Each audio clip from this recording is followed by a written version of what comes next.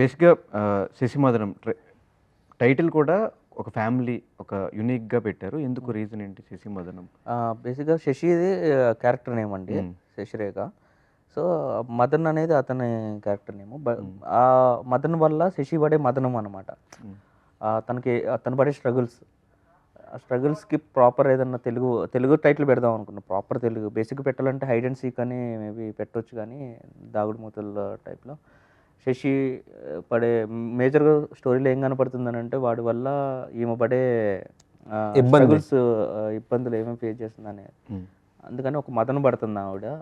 దాని మీదే పెడదాం కదా అని మదనం అని స్టార్ట్ అయింది. ఆ తర్వాతే మదన్ అని పేరు మార్చినాం. హ్మ్. ఫస్ట్ టైటిల్ శశిమదనం అని ఉంది. మదనం ఎలాగో ఒక పేరు కూడా దీంట్లో వస్తది కాబట్టి అని చెప్పేసి మదన్ అని తనకి క్యారెక్టర్ నేమ్ తర్వాత మార్చినాం. ఓకే. సూపర్. అంతకుముందు ఏమి టైటిల్స్ అనుకోలేదా బిఫోర్? లేదు. ఫస్ట్ వర్కింగ్ టైటిల్ రాసుకున్నప్పుడే నుంచి మొత్తం ఇదే. శశిమదనం అనే పెట్టినాం. నా ఒక్క ఫస్ట్ క్యారెక్టర్ పేరే భార్గవ్ అని మారింది. ఉండేది. భార్గవ్ అని ఉండేది. ఇంకా దాన్ని మదన్ కింద మార్చారు. డబ్బింగ్‌లో మార్చారా లేదంటే లేదు స్టోరీలో లేదు, స్టోరీలోనే మార్చేస్తారు. స్టోరీలో ఓకే. ఏమన్నా ఆ టైటిల్స్‌కి ఆ నేమ్స్‌కి ఏమన్నా స్టోరీ ఉందా? అంటే ఏమన్నా శశిరేఖ అనే మహాభారతం పేరు నుంచి ఇన్‌స్పైర్ బాగుంటది. అయ్యేమో? శశిరేఖ అనే పేరు బాగుంటది. మదన్ టైటిల్‌లో మదనం మదనం ఉంది కాబట్టి నా ఒక్క పేరే మదన్ కింద మార్చారు. మిగిలినవన్నీ యాజ్ ఇట్ ఈస్ తను రాసుకుంటున్నప్పుడు ఏమున్నాయి అవే పేర్లు ఉన్నాయి. సో సిరీస్‌లో సపోర్టింగ్ గర్ల్ ఫ్రెండ్, రియల్ లైఫ్‌లో ఎవరెవరికి సపోర్ట్? తను నాకే సపోర్ట్. రియల్ లైఫ్‌లో కూడా. ఓకే. ఇన్ని ఇయర్స్‌లో మీ ఇద్దరు కలిసే జర్నీ స్టార్ట్ చేశారు, కలిసే ఎదిగారు. సో యూట్యూబ్ నుంచి ఇప్పుడు వెబ్ సిరీస్, తను ఆల్రెడీ సినిమాల్లో చేస్తుంది. ఈ జర్నీ అంతా ఎలా అనిపిస్తుంది? అంటే చాలా ప్రౌడ్గా అనిపిస్తుంటుంది ఒక్కొక్కసారి. అంటే విత్ జీరో ఇక్కడ వరకు వచ్చాము. చాలామంది ఇంకా స్ట్రగుల్ అవుతున్న వాళ్ళు ఉన్నారు. వాళ్ళతో కంపేర్ చేసుకుంటే we are in a very better place, better position అని అనిపిస్తూ, అంటే ఓకే సరే ఓన్గా ఇంత సాధించాం అన్న ప్రౌడ్ ఫీలింగ్ వస్తూ ఉంటుంది అప్పుడప్పుడు. కానీ ఇంకా సాధించాల్సింది చాలా ఉందని గుర్తొచ్చినప్పుడు అది పోతూ ఉంటుంది. సో మీకు ఎలా అనిపిస్తుంది జర్నీ అంతా? సిద్ధు చెప్పినట్టు నిజంగానే ఎప్పుడు అనుకోలేదండి ఇక్కడ దాకా వస్తామని. కానీ అంటే చెయ్యాలి ఏదో ఒకటి అని ఉండేది కానీ ఎలా అన్నది తెలీదు. బట్ దెన్ హార్డ్ వర్క్ చేస్తే ఖచ్చితంగా ఫలితం ఉంటుంది అని అంటారు. And really we worked hard and ఇక్కడ దాకా ఉన్నాము. So what is your success formula? Success formula అంటూ Hard ఏం లేదు. working. Do 100% whatever you want. 100% efforts పెడితే ఆటోమేటిక్గా సక్సెస్ వస్తుంది అన్నది వాట్ వి బిలీవ్. అంతే. అంటే ఒకటే ఫీల్డ్లో ఉన్న ఇద్దరు ఒకటే చోట ఉంటే ఎక్కువ గొడవలు అవుతూ ఉంటాయి, ఎక్కువ సెట్ అవ్వదు అని చెప్పి వింటూ ఉంటా. మీ ఇద్దరికి ఇన్ని ఇయర్స్ నుంచి ఎలా సెట్ అయింది? అదేం లేదు, ఇద్దరు మొగుడు పిల్లలు సాఫ్ట్వేర్ దాంట్లో ఉన్న వాళ్ళు కూడా చాలా మంది కలిసి ఉన్నారు ఒకటే field. It depends on mind set అండి, అంతే. అంటే ఒకే దాంట్లో ఉన్నంత మాత్రాన సెట్ అవ్వదు అని అనుకోవడం కూడా ఏమీ లేదు. ఒక వార్లోనే 2 కత్తులు ఉంటాయి. సో అవి సెట్ అయినప్పుడు మంది కూడా సెట్ అవుతుంది. అవి ఉన్నప్పుడే ప్రాబ్లం అవుతుంది కదా? లేదు లేదు మ్మ్. లేదు, అలాంటి అంటే వి ప్రాబ్లం నో ఈచ్ అదర్. అంటే తనకేం కావాలి, తన బౌండరీస్ ఏంటి, నాకేం కావాలి, నా బౌండరీస్ ఏంటి. We know each other, we are in a comfort zone. అంటే ఎక్కడ దాకా చేయాలి, ఏం చేయాలి అన్నది మా ఇద్దరికి ఉంది. కాబట్టి we don't have problem with each other.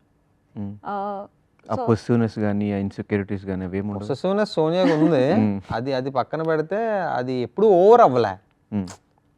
So అది ఎక్కడ వరకు ఉండాలో అక్కడ వరకు. అంటే ఇంకా నేను ఫుల్ ఫ్లెడ్జ్డ్గా ఒక వేరే సిరీస్ చేయలేదు కాబట్టి నేను ఇంకా చెప్పలేకపోతున్నా. మేబీ ఫ్యూచర్లో వేరే సిరీస్ చేస్తే అప్పుడు మరి చెప్పలేము. No you did Samajavaragamana full fledged series. అయితే అక్కడెక్కడో పొసిటివ్ ఫీల్ అయినట్టున్నారు ఆ టైంలో. అంత పేరు కూడా గుర్తుందంటే. అంటే వర్క్స్ గుర్తుంటాయి కదా, అలా చెప్తున్నా. పొసెసివ్ ఫీల్ అవ్వలేదా? యాక్ట్ చేసినందుకు లేదు. ఓకే అయితే సేఫ్. ఓకే. గొడవలు ఎక్కువ ఎవరికి అవుతుంటే ఎవరెవరు సారీ చెప్తారు ఫస్ట్? ఇద్దరికి అవుతుంటాయి గొడవలు. ఇద్దరికి ఏ విషయాలకి? సిచ్యువేషన్స్ అండి, పర్టికులర్గా ఇది అది అంటూ ఏముండదు. ఒక్కొక్కసారి ఒక్కొక్క సిచ్యువేషన్, కానీ ఎక్కువ నా వల్లే అవుతుంది అని చెప్పొచ్చు. ఎందుకంటే నాకు షార్ట్ టెంపర్ చాలా ఎక్కువ. ఆ షార్ట్ టెంపర్ వల్ల అరిచేస్తుంటా.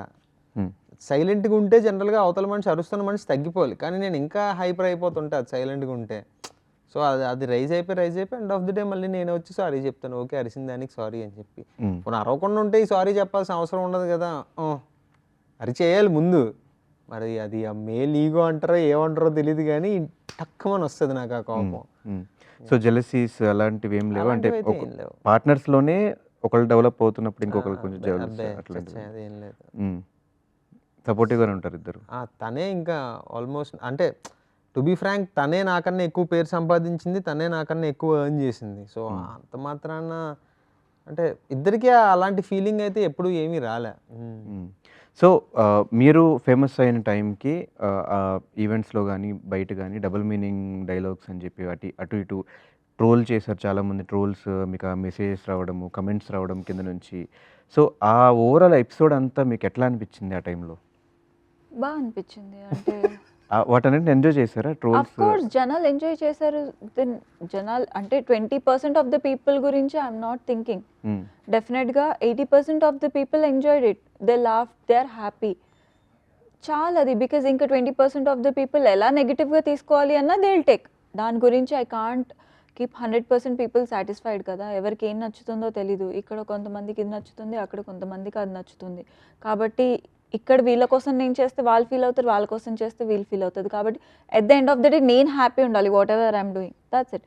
సో డెఫినెట్గా అంటే మొత్తం నెగిటివ్ అయింది అంటే అప్పుడు నేను ఆలోచించేదాన్ని, ఓకే ఐ షుడ్ చేంజ్ ఏమో, సంథింగ్ వెంట్ రాంగ్ ఏమో అని. But that was unintentional, that went very good. It's not scripted.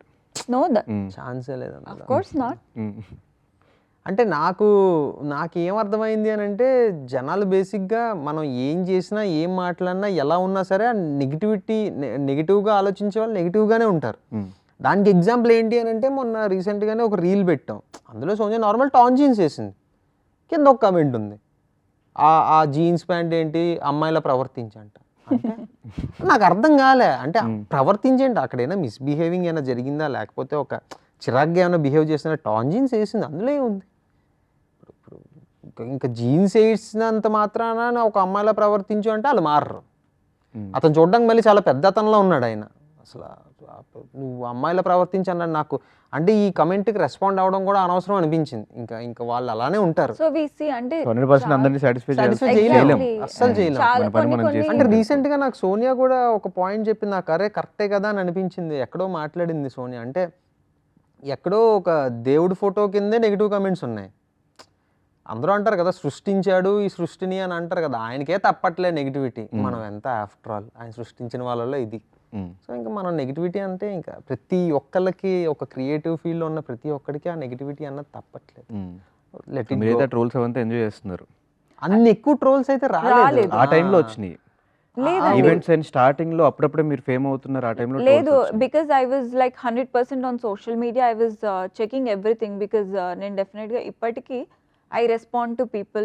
నేను యాక్టివ్ ఉంటాను, I communicate with people and what's happening అన్నది చూస్తూ ఉంటాను. కాబట్టి ఐ డోంట్ థింక్ అన్ని ట్రోల్స్ కూడా కొన్ని ఎంటర్టైనింగ్గానే ఉన్నింది. That was entertaining. అంటే ఎలా అంటే నువ్వు ఉండమ్మా తుత్తు అంటావు అలాంటివి అవి చాలా ఫన్నీగా అనిపించింది. యా, బికాజ్ ఇప్పుడు సింపుల్ థింగ్ అండి. ఇప్పుడు ఏంటంటే కొన్ని హిట్ సాంగ్స్ ఉంటాయి, వి ఎంజాయ్ ఎ లాట్. ఆ హిట్ సాంగ్స్లో కూడా కొన్ని డబుల్ మీనింగ్ ఉంటుంది. తీసుకునే వాళ్ళకి డబుల్ మీనింగ్ లా తీసుకుంటారు, తీసుకునే వాళ్ళు ట్యూన్ ఎంజాయ్ చేస్తారు. సో ఇప్పుడు తీసుకునే వాళ్ళని పట్టుకొని మనం ఏం చేయలేం, వి కాంట్ చేంజ్ ఇట్. సినిమాలు ఆగట్లేదు, సాంగ్స్ ఆగట్లేదు, లిరిక్స్ ఎక్కడ ఆగట్లా. సో ఎలాగో వెళ్తున్నది ఎలాగో వెళ్తూ ఉంటుంది, దాన్ని మనం ఆపలేం. ఎట్ ది సేమ్ టైం ఏంటి అంటే నాకు అంటే ఏది నెగిటివిటీ రాలా and nothing stopped me from reaching what I want to. So I'm happy what ever I got. Everything happen for a reason because దానివల్ల నాకు పాజిటివే అయింది కానీ ఎక్కడ నెగిటివ్ అవ్వాల. సో నీకు పెళ్ళి ఎప్పుడు? అంటే అది ఇప్పుడిప్పుడే ఇంకా కెరీర్స్ ఒక మంచి ఫామ్లోకి వెళ్తున్నాయి కాబట్టి కొంచెం టైం పడుతుందండి. అంటే ఎంత టైం అని? మేబీ ఒక 3-4 ఇయర్స్. ఇంకా 3-4 ఇయర్స్. ఈ గ్యాప్లో లివింగ్లో ఉన్నప్పుడు మీ పేరెంట్స్ కానీ వాళ్ళ పేరెంట్స్ కానీ ఏమి ఆల్రెడీ తెలుసుగా ఇంట్లో. సో ఇంట్లో వాళ్ళు అన్నారు, మేము చెప్పాం, కూర్చోబెట్టించి చాలా క్లియర్గా చెప్పాం, ఇది పరిస్థితి నాన్నగారు, అది ఇది అని చెప్పి. మా ఫాదర్ వాళ్ళు మాతోటే ఉంటారు చాలా కాలం. మేము కలిసి ఉంటాం, కలిసి వీడియోలు చేస్తూ ఉంటాం. మా ఫాదర్ కూడా అప్పుడప్పుడు డ్యాన్స్లు వేస్తుంటారు, ఇన్స్టాగ్రామ్లో పెడుతూ ఉంటా.